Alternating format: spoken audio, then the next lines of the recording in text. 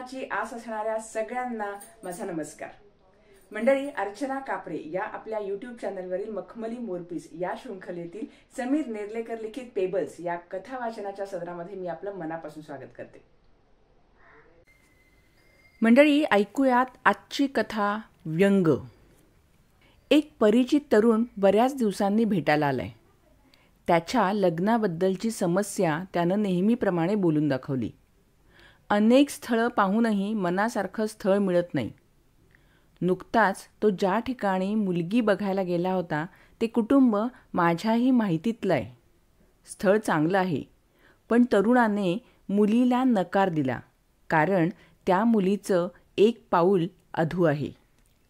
आजोबांनी सांगितलेली एक जुनी गोष्ट आठवली। एक राजा एका डोळ्यानं आंधळा आणि एका पायानं लंगडा होता। राजवाड्यातील कलादालनात त्या राजाच्या सर्व पूर्वजांची चित्र लावली होती, पण त्याचंच चित्र नव्हतं। शारीरिक व्यंग असलेलं स्वतःचं चित्र प्रदर्शित करायला त्याला संकोच वाटायचा, पण पुढील पिढ्यांसाठी आपलंही चित्र तिथं असायला हवं अशी त्याची प्रबळ इच्छा होती। राजानं सर्व चित्रकारांना बोलावून घेतलं आणि स्वतःचं असं चित्र काढायचं आव्हान केलं की जे विचित्र दिसणार नाही। चित्रकारांनी राजाचं निरीक्षण केलं तेव्हा त्यांना त्याचं शारीरिक व्यंग दिसून आलं।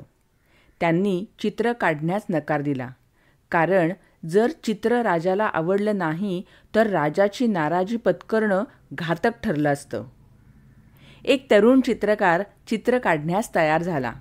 त्याला इतरांनी खूप समजावलं, पण त्यानं ऐकलं नाही। त्यानं चित्र काढायला सुरुवात केली। चित्र पूर्ण झाल्यावर राजानं ते पाहिलं आणि त्यानं आनंदानं चित्रकाराला मिठीच मारली। त्याला मौल्यवान भेटवस्तू देऊन सन्मानित करण्यात आलं। त्यानं राजाचं असं चित्र काढलं होतं ज्यात राजा घोड्यावर स्वार होऊन बाणानं शत्रूवर वार करत आहे। त्या चित्रात राजाचा फक्त एकच पाय दिसत होता आणि बाणाचा नेम धरण्यासाठी त्यानं एक डोळा मिटला आहे असं चित्र दिसत होतं। कलादालनातील इतर सर्व चित्रांमध्ये तेच चित्र प्रभावी दिसत होतं। इतर चित्रकारांच्या नजरांना राजाचं फक्त व्यंग दिसलं, परंतु त्या तरुण चित्रकाराला राजाचा पराक्रम दिसला। त्या पराक्रमापुढं राजाचं किरकोळ शारीरिक व्यंगही झाकलं गेलं, अगदी कायमचं। माझ्या तरुण मित्रानं ज्या मुलीला नकार दिला तिचा पाय अधू असला तरी ती उच्च शिक्षित असून स्वतःच्या पायावर उभी आहे। तिचा स्वभाव मनमिळावू असून तिचे विचार सकारात्मक आहेत।